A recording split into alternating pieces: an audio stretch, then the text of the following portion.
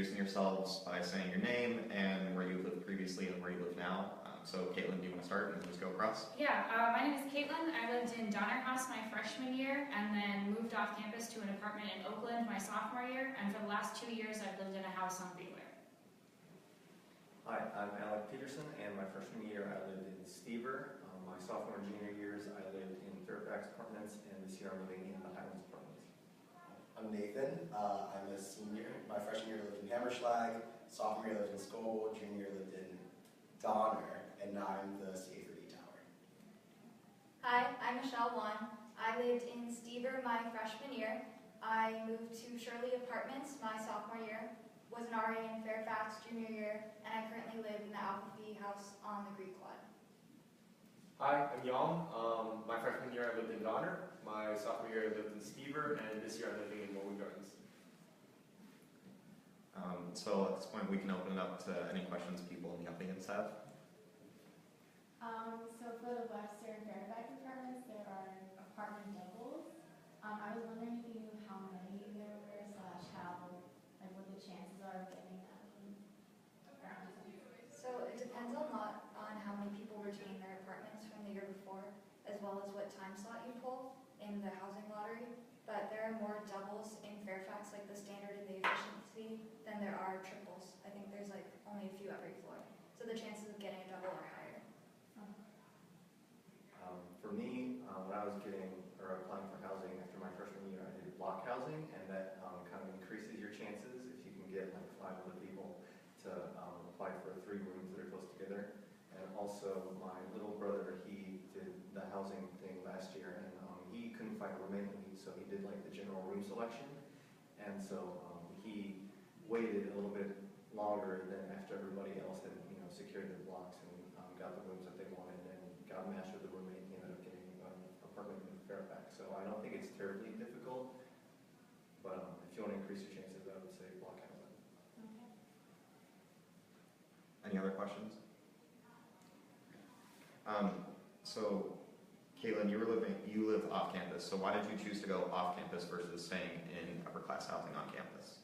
Yeah, so the biggest reason is price point. If you know how to look and where to look and have good people that you know you can live with, off campus is generally cheaper than on campus. So my freshman year roommate and I really got along well. We had similar living styles. So we chose to move off campus for mostly money purposes.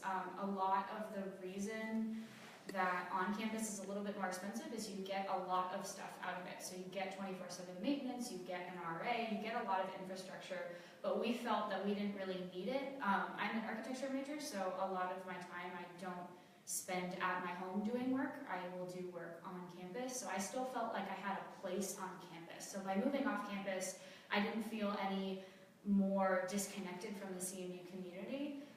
But the major thing was price point, and we felt like we didn't need all those extra assets that CMU housing does give you. And then for Alec and then Yang, so you chose to stay on campus, so why did you choose that versus going off campus? Well, for me, I guess it was just generally easier, and I mean, I guess my opinion, CMU does a lot in terms of making it relatively straightforward and going from your freshman housing to your on-campus housing. I kind of like not having to, go out and try to find an apartment or like ask landlords to go check out different places and try to organize all that. So that was easier for me. And also, I like the fact that a lot of the on-campus places are obviously closer to campus, but I like that they offered also like apartment-style living, like in Fairfax and Webster and Highlands apartments. Yeah, a lot of reiterating what Alex said. Just like it was very convenient, the whole process, and it's like very well set up for you. Also, like I'm living in Mellon Gardens, and like I just kind of roll out of bed and I'm in my class basically. So the proximity is really nice. And then Michelle, you're living in Greek housing this year as compared to upper-class housing the past 2 years. So how is Greek housing different than some of the other upper-class living spaces you've been in? Yeah, I think Greek housing is different. Well, obviously you have to be Greek to be in Greek housing, so the nice benefit of that is that you automatically know everyone living in the house with you. I'm on the quad, like the 3 minutes before class, and it's super nice. Nate, so you've been an RA twice and you're a CA now, so what would you say the housing experience has been like for you in terms of, living in your space, but also, having a job in that space? Yeah, I think it's been positive. It's nice that I go back to where I work. I will say that I think a lot of how I view the value added from living in residence isn't so much from, obviously building communities is like extremely important. That's my job. I love it. I think it's incredibly valuable. But also I've done different projects with housing, and knowing their investment and making sure that's the best experience possible has been really awesome in terms of being able to refer residents like, hey, this is one of the reasons why you might want to consider staying on campus, because I know they do a lot to make sure that people who live on campus have the best experience possible. So Alec, you applied for block housing your sophomore year, correct? Yes. So why did you choose block housing over just trying to get into the same building as other friends?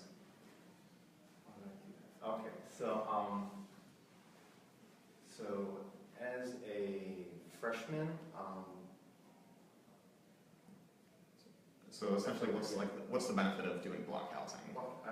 so like as a freshman, I thought, or at least it was made apparent to me that like you were more likely to get the apartment that you wanted, or like get into one of the nicer places, especially with like the apartment style living if you had block housing. And so I don't know. That's pretty much just I tried to do what I could to get block housing.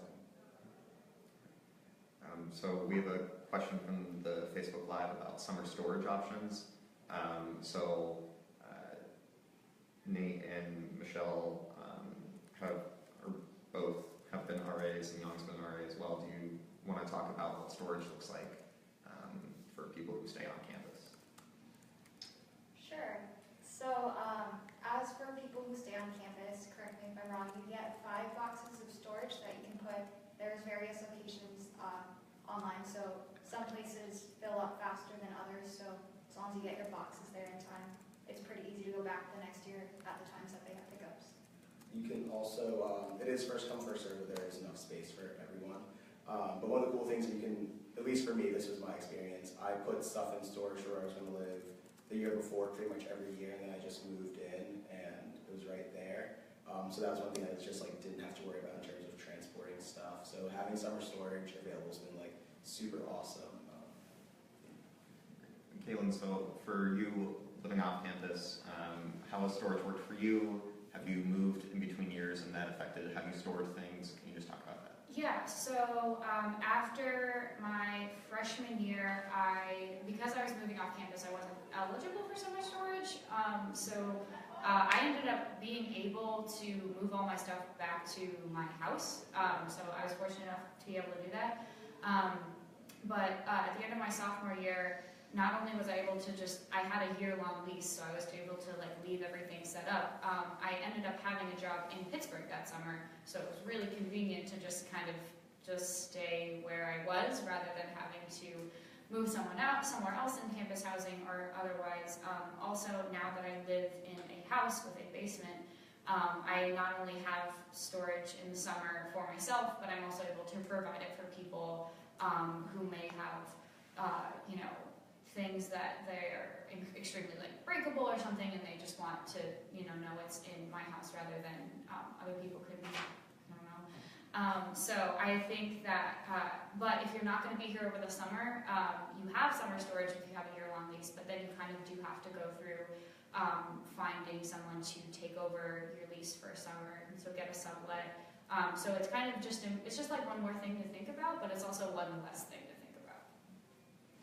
And then Michelle, with Greek housing, is there any difference between how storage works with Greek housing versus upperclass housing, or is that something that you've had experience with? Yeah, so I think it varies depending on the house that you are a part of, but I know for our house, we're able to pay a small fee to store right in the room that you're moving into next year, which was super convenient. So I was able to have all my boxes in my room and just have to unpack really quickly when I got back. So Kaylin, can you talk about, were there any things that you didn't expect when you moved off campus that you had to deal with or work with that you hadn't thought about previously before you moved off campus?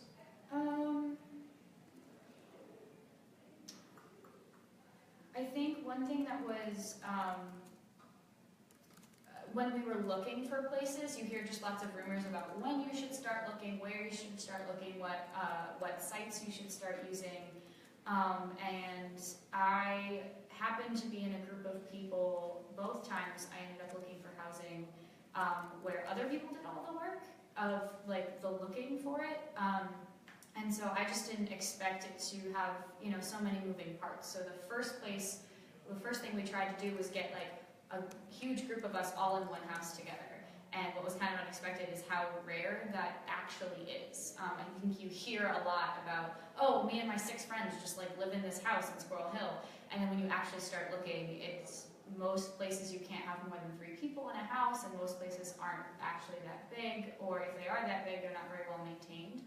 So I think what was just a little bit unexpected was the group of people you could go out with. So my first time I went, it was just me and a roommate in an apartment. And now the house that I live in, there are 3 of us. So I think the searching process, obviously the earlier you start, the better, but sometimes it's just someone happens to find something. You could find something 3 months later than someone else who was looking, and you just happen to get a better deal just because of who you knew and how you found it. So I will say that was a little unexpected, because I was like, oh, Pittsburgh is a city. It's easy to find housing just like because it is a normal city.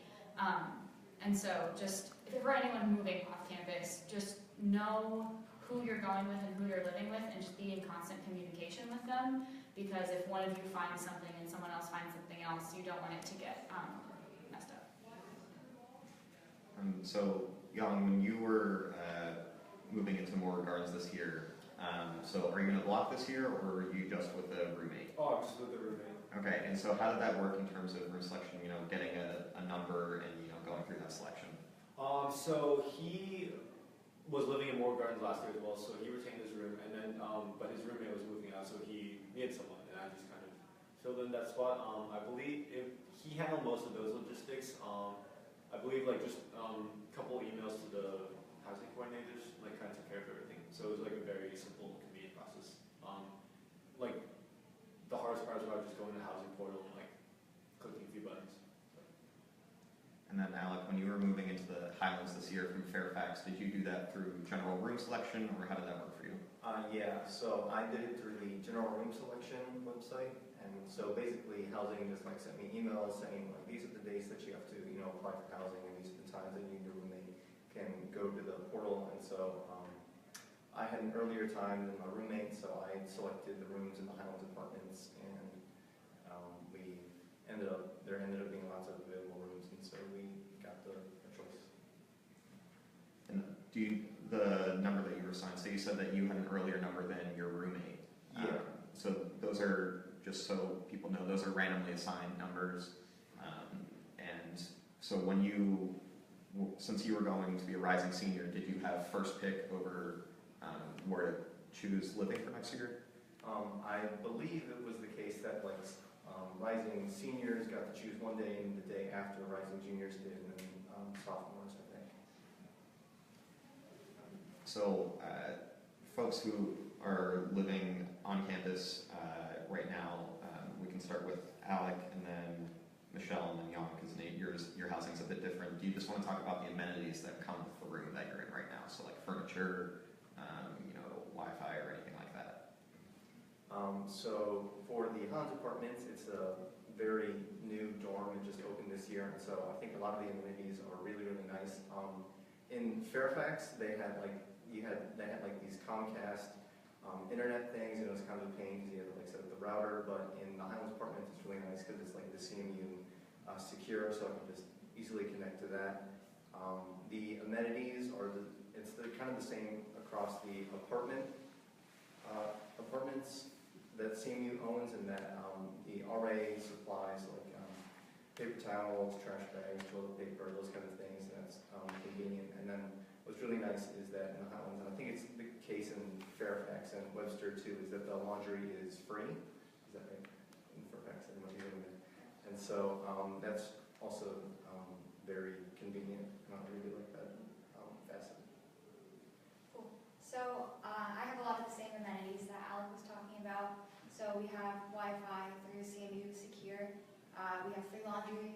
We have an industrial kitchen downstairs, which is nice, and a large common living room area, dining room area, whatever you want to call it, and also a basement for any activities that the chapter has to do. So there's a lot of open space for everyone. I personally live in a single. It comes with like your standard set of furniture, so like bed, 2 dressers, desk, so everything that you need. So that was nice for me because I didn't have to buy furniture. And yeah, besides that, it's pretty much very similar to a freshman dorm like Stever, which I lived in freshman year, except the cleaning staff comes twice a week as opposed to 7 days a week. Yeah, so Warren Gardens is also very much like a standard campus dorm, all of your standard amenities, CMU Wi-Fi. I believe the bathroom is, it's cleaned once a week or once every other week or something like that. But yeah, so that's really nice. I've only had to ask my RA for trash bags. Everything else is like fully supplied. It's really convenient. Yeah, standard furniture. So Caitlin, for your apartment that you're in, do you have a landlord for that? I do have another. Okay, and so what kind of communication do you have with your landlord? Like, when do you need to contact them, or what are your expectations for, when they contact you? Yeah, usually they will send us things in the mail if they're not time sensitive. They also have my phone number and a couple of my roommates' phone numbers if they ever need to contact us. We just send them our checks through the mail if we ever need anything, but if we do have something time sensitive, so recently, I think it was over the summer, we had an issue with our roof.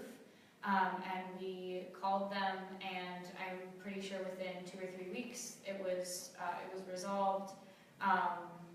They do some things automatically, so they will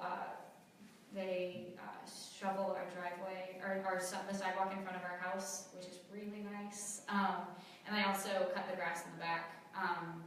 But for kind of more time-sensitive things, yeah, most of that is phone calls. So are there any comments or things people think are helpful to share that have come up or that you've thought of at any point during this that I haven't asked about yet? So this isn't really related to my experience specifically, but in terms of like landlords, I think that's one of the like biggest variables in terms of if you're living off campus. Just because I had a group of friends who lived off campus in Squirrel Hill, and their landlord was like abroad in Germany, which wouldn't be too big of an issue except like their roof collapsed. And there was also like asbestos in the roof, and the landlord was like very bad about getting back to them. So obviously that's not true for everyone. I'm glad that hasn't been like your experience, Caitlin. No. My house is really nice. Right. But I think that's one of those things I can like take an off-campus experience and make it like just awful, I would imagine. Do your research. Do your research for sure. Yeah, if you can, for landlords, I have a landlord that is a company, so like a realty company, would highly recommend them versus like humans that are just like have their house. Just because like they have standards and they know that you can leave a review for them on like an actual company review. If you have that choice, I would say go that route rather than not. For folks who chose to stay in upper-class housing, do you have recommendations for anyone of what to consider when choosing where to live on campus? Like, what sorts of things did you look for when you were applying for housing? So I guess this isn't necessarily my personal opinion, but with blocks, just like be very communicative with your block leader about like just general organizational things. Like if you don't have good communication, and make sure they're also aware that they are responsible for like picking out like different sections. So like sometimes if you don't get your first choice, like be aware of like all those other factors. Alec, do you have anything that you thought about when you were looking, or what were the factors that went into choosing where you wanted to live the following year? Well, I guess the biggest thing for me was like a kitchen. So I really wanted to cook for myself, and so the fact that I just really like Fairfax or Webster or the Highlands or any of the like apartment style. Does Mellon Gardens have like do you get your own? Oh, there's a kitchen every other floor. Okay. So I really wanted like my own kitchen in my own room though, and so that was a factor in choosing that place over other places. And also I guess like the proximity, like Fairfax and Webster are like slightly closer to grocery stores than I guess other places, but yeah. So for Alec and Michelle, since you lived in Fairfax, which is not a CMU owned building, so there were folks not affiliated with CMU in the building, did that impact your living experience at all? Very rarely. I mean, sometimes there would be some of the non-CMU people. They were like once a year. They might have been like rude to me at one point, but otherwise, like I never interacted with them whatsoever. I think one time, like somebody like had set off the fire alarm or something, but that person was like a senior citizen or something. So really, it was never really a problem though. Yeah, I was an RA at Fairfax, so I think the hardest part for me was just knowing which doors I could knock on and which ones I couldn't. Everyone else that wasn't a CMU resident was like super kind and very understanding that a lot of college students lived in Fairfax as well. Any other final thoughts or final questions? Okay, well, thank you folks. We appreciate your time, and I hope this was helpful for people. Thank you all very much.